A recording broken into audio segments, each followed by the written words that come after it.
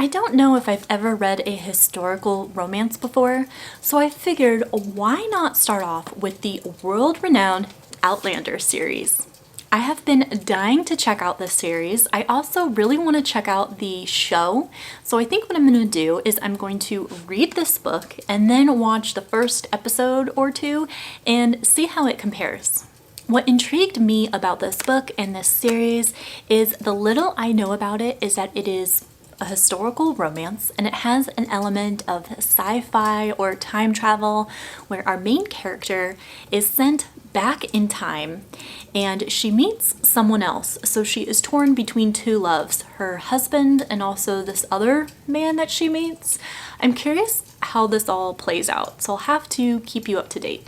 Another reason I wanted to check out this series is because the author, Diana Gabaldon, is from my hometown, Scottsdale, Arizona, and I think she lives in northern Arizona now in Flagstaff. And what's cool is I got this edition from her home store. It's signed, it's autographed right there. I think that is so neat. I also think it's really neat that the author, Diana, has her bachelor's degree in zoology, a master's in marine biology, and a PhD in ecology. It makes me kind of want to learn more about her, what career path she did envision for herself when she was doing all that work and getting those degrees, and how she became a best-selling author and an awesome TV series based on her books. I think her author journey seems really intriguing. To prepare for this video, I read chapter 1 of Outlander to be sure I would really be interested in reading this and doing a reading vlog, and I think I am intrigued. We have our main character, Claire, and she is married. She's very much in love with her husband. Seems like they have a great relationship, if you know what I mean. Our couple was away from each other for, I think, about 6 years. They were both supporting the war efforts. Claire was a nurse. She was helping the soldiers get back on their feet. So now that they are reunited, they're kind of having a second honeymoon, kind of getting reacquainted with each other. I think that's why it's kind of spicy, even though they've been together a while. It's kind of like their second chance getting back together, so that's kind of sweet. I'm wondering if they still know each other as well as they did when they got married, because it seems like the husband has a little bit of a jealous streak, maybe? It's possible, so gonna see how that goes. Right? We're gonna see how that goes. I'm dog sitting right now. This is my little house guest, so she's gonna be reading with me for a little bit as I start off this book.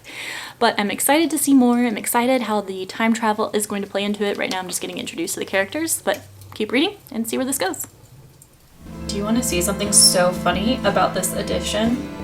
I have never seen this before, but if you take off the dust jacket, the spine is upside down. Like the labeling's on the spine. And I promise you, the book is right ways up. If you open it up, it's not printed wrong. Just the spine is printed wrong. Strange.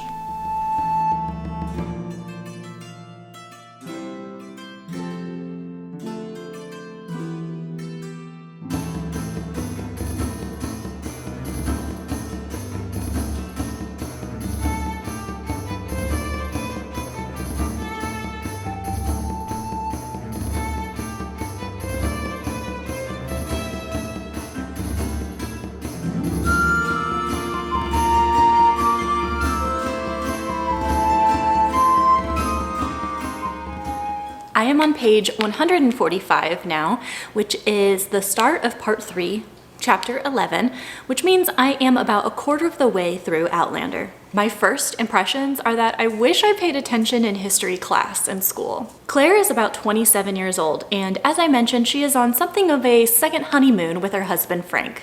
In Scotland, she visits a very mysterious rock formation area. She touches one of these boulders and she is instantly transported from the year 1945 to the year 1743. It sounds like the Scottish and the British are at war because Claire is very shocked to find herself in the middle of some kind of a battle. She's really confused by the redcoats that she's seeing and the muskets. She actually thinks she stumbled across a movie scene, and she thinks that these are all actors at first, which is kind of comical. Still believing these are actors and she's on a movie set, she runs into someone who looks a lot like her husband Frank. And she's surprised to see that this man is not as kind as her husband. In fact, it is a very dangerous situation that she finds herself in. Somewhat luckily, she is saved / kidnapped by the Clan Mackenzie, and she joins this band of Scottish warriors, I guess they are. They don't really seem like warriors, but they're kind of barbaric. They're kind of violent. They're very, very tough guys. It's when she's with this clan that she meets Jamie, who is very kind, very tough, and I can see that a bond is forming between them. So I think homegirl is going to be torn between Jamie and her husband, Frank. Claire is looking for ways to escape, and she has to be kind of creative because she doesn't have a lot of the modern conveniences that she is familiar with. I mentioned I'm not really strong with history, so I actually have a hard time picturing the year 1945 and what technology was available then. So that's kind of a struggle for me, I'm embarrassed to say, but I don't know exactly all the things Claire is missing unless it's specifically called out. To bide her time though, Claire is putting her nursing skills to good use. She's helping to patch up some of the clan members, and that's kind of entertaining because there some things are called out. For example, it's really interesting that nobody knows what disinfecting a wound means.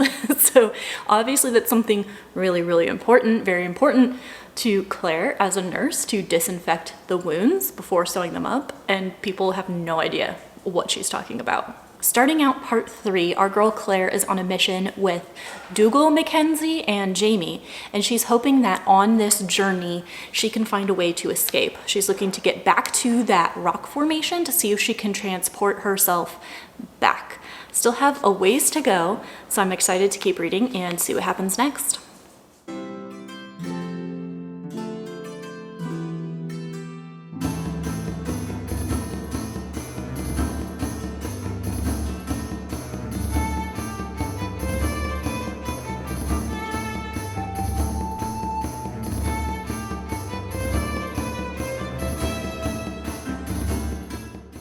How scandalous. Surely you know that. Everyone knows a man's thumbs tell ye the size of... Dang. I did not know that.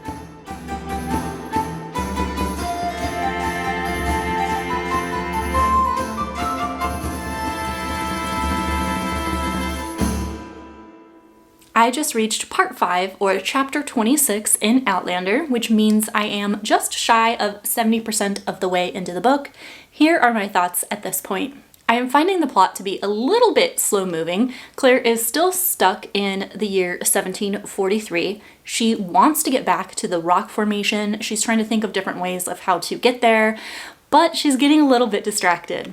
She is becoming more and more attached to Jamie. Their bond is growing, and something I really appreciate is that Jamie is like 22 or 23 years old compared to Claire, who, as I mentioned, is 27. So I love that there is an older woman, even if it's just by a little bit. I am finding this slow moving because it's reading mostly like a collection of short stories, as it seems to be mostly anecdotes of things that are happening while Claire is stuck in the past and growing closer to Jamie. There is an attack on the road by some horse thieves. A priest got attacked by a pack of dogs.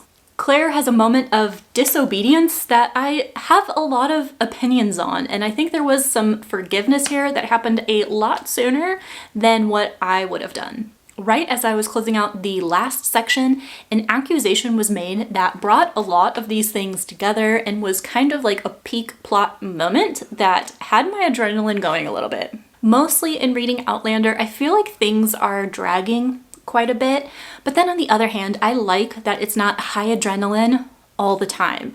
It's kind of nice to just get lost in this world, which I really am. I can feel Claire's disorientation with being in the past and not having a lot of the modern conveniences that she is so accustomed to. It's also very dangerous with the dynamics, the attitudes towards women. She's used to having a lot more freedom and a lot more rights than there were in 1743.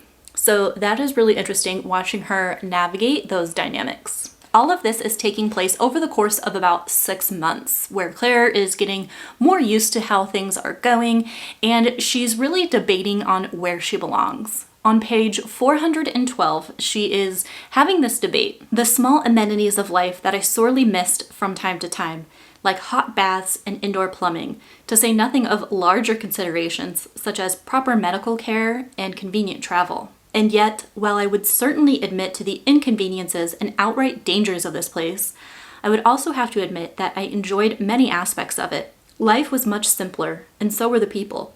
Not less intelligent, but much more direct, with a few sterling exceptions.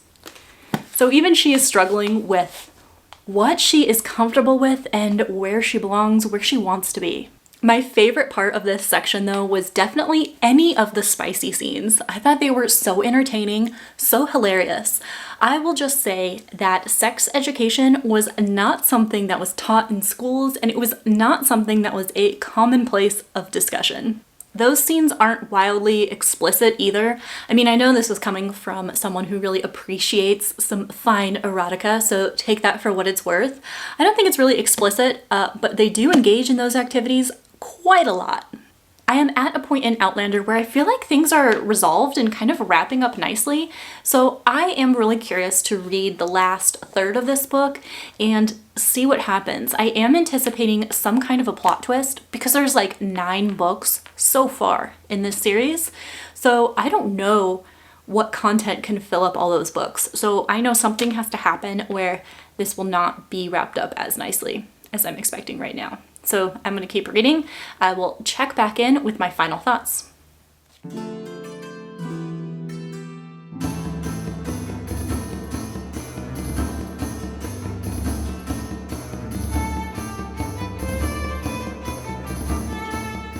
I did it. I finished Outlander, and boy, did that escalate really quickly. Originally, I was thinking my experience was very wholesome and comforting and kind of felt like a bunch of short stories that just followed these people falling in love, but oh my gosh, did it increase in severity as I kept reading. But I'm getting ahead of myself just a little bit. First of all, we did meet Jamie's sister named Jenny, and I loved her. She was spunky, she was a spitfire. I really liked her and how she was running this whole estate in her brother's absence and with the death of their father. So I liked a woman being in charge and running things efficiently. I thought that was great. I love the way she bantered with her brother and kind of put him in his place. That was incredible. There was also a passage where Jenny was explaining to Claire and the others what it feels like to be pregnant, and I thought that was very insightful and beautifully written. I don't have any kids, so I have no idea what it actually feels like. So hearing her describe that, how it physically feels and emotionally feels, was a very well written part of the book. In this last section, Claire really showed us how strong she really is. And for as many times as Jamie had saved her in the rest of the book, she really came through for him. And I loved her strength, her wit. And this is a couple that's really a power couple, in my opinion, because I feel like they're very much equals in how they protect each other, save each other, take care of each other. So them as a couple are really fantastic. Maybe one of my favorite couples that I've ever read about. And I'm always saying that I'm looking for a strong female character, and I think Claire is just that. Jamie really experiences a tragedy in his life that really shakes him to the very core of who he is, and it threatens the relationship he has with Claire as well. That was really tough to read. I wasn't expecting that somber, intense tone based on the rest of the book, and so that really threw me for a loop. But again, very touching at their partnership, their compatibility, how they take care of each other. Officially being done with the book, I'd say that I really enjoyed it. It definitely was a historical romance. We focus on this relationship. So I was a little bit disappointed that there wasn't any more focus on like the sci-fi element of this time travel. It was really focusing on their bond and their connection growing. It focused on Claire's struggles with infidelity. Was she really cheating on her husband by being with Jamie? And then it also touched on a little bit of the topic. If she knows that things are going to happen in the future, does she owe it to people to save them or prepare them for these events? Or could she be causing ripples in the future that she doesn't know about? I think that should have been explored a little bit more, because if I was thrown 200 years into the past, I wouldn't be so caught up in hormones. I think I'd be pretty focused on what just happened and what I should do with that power or that opportunity. So very, very historical romance. Not a bad thing. I kind of knew what I was getting into. That is the genre of this book. That's why I picked it up, because it's my first historical romance. First. I mean, I've kind of read one other one. Like, as I was reading this, I remembered that other one.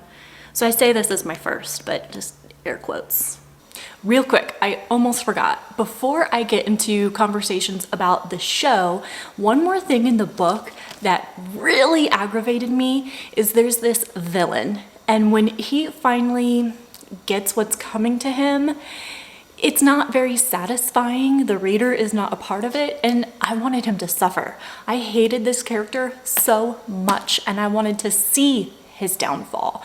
And like I said, just unsatisfying. So I suspect that since the reader was not a part of this, maybe this villain is going to come back into the series. I mean, there's 9 books, so it's very possible, because he did not get what he deserved. And don't spoil it for me. I want to find out for myself, but that is just my prediction for the other books in the series. Now that I finished the book, I can go ahead and start watching the show. Going into this, I am expecting to see chemistry between Claire and Jamie. I hope that really translates to the screen. I'm wondering if they will focus a little bit more on the time travel element of it, that sci-fi nature I'm looking for. I'm wondering what the tone will be like, because as I mentioned in the beginning, I thought it was kind of slow moving, slower paced, felt like a series of small events that just brought our characters closer together, and it was kind of comforting. It was kind of easygoing, but then quickly switched tones to become a lot more serious and grave and morose feeling. So I'm wondering if that will translate to the show as well. But either way, I'm excited to check it out, because a lot of people have seen the show but not read the book. So I'm excited to see it and see if it really reflects the book and the characters, the plot, the tone, everything. So I'm gonna go ahead and check out the show.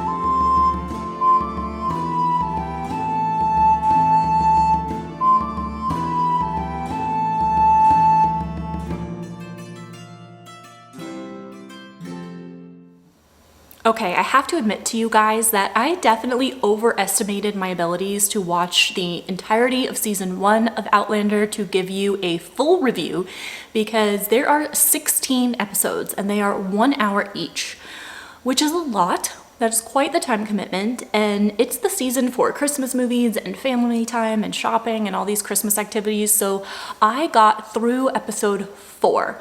I'm on episode 5 right now, so I'm gonna have to give you my analysis and my review comparing these up to episode 5. The casting was incredible. I love Claire and I love Jamie, and I don't remember the name of the actor that plays Jamie, but whew, he is fine to look at. My boyfriend and I thought the accents were a little bit hard to follow. At some points we had to rewind to catch what they were saying. It helped that I had read the book, so I kind of knew the context, so I got through it a lot easier, but I had to explain a lot to my boyfriend because we couldn't catch what they were saying a lot of times. Up to episode 5 in Outlander, I would say that the tone and the plot followed the book pretty much identically. all the little things that I read in the book were represented in the show. The tone was dark and foreboding, just as I imagined it when I was reading it. And we have Jamie and Claire building their bond, so I think they're kind of friends at this point. A little bit of spark is there, but they have not turned romantic up to this point. But the tension between them is there, just like it was in the book. You really do see how Jamie is a really kind, self-sacrificing person, so I love how his character is represented. And Claire, being the smart, caring nurse that she is, that translates. So she's gaining a reputation among the clan for being a healer. And you know, I'm kind of thinking as I'm watching this, if she wants to escape this castle and get back to the rocks, she's trying to play nice and do what they want by being their nurse or their healer, but she's doing such a good job. I'm like, why would they want to let you go? This is not the best strategy that I would pick. I looked through the titles and the summaries for the remainder of the 16th episode in season 1, and it looks like it's gonna follow the plot pretty much exactly, at least the big ticket items. So I'm excited to keep watching it. It does represent the book very, very well. So I'm excited to see the chemistry grow between our two love interests. I'm also really excited for the introduction of Jenny, who is Jamie's sister, because I think she is spunky and so much fun. I'm scared though, because I know some heartache is headed their way. So I'm interested how that will be represented. The big scene that I was talking about in the book towards the end that changed the whole tone for me, that's what I'm interested to see. And I'm bummed that I couldn't see it for this video and report back, but I have talked to some other folks who love the show and they say that it is very powerful and it doesn't hold back. So I'm anxiously awaiting that to see how that is done. But overall, I think the series is fantastic. Great representation of tone, characters, chemistry, plot. All the elements seem to be there, so I will be continuing in the Outlander series. This is definitely a subgenre of romance that I'm interested in pursuing and checking out more. If you have other recommendations for historical romances, please drop them down below. I would like to avoid World War II if I could, because I feel like that's a very common one that I've read a lot of historical fiction from, so I'm interested to see other perspectives. So I think I'm going to continue in the book series too. I don't know if it's a top priority, but I will be continuing. I want to see what happens to this villain because that was not satisfying enough for me. I need him to pop back up and then get taken out. So we'll see, but I will be continuing it with Outlander.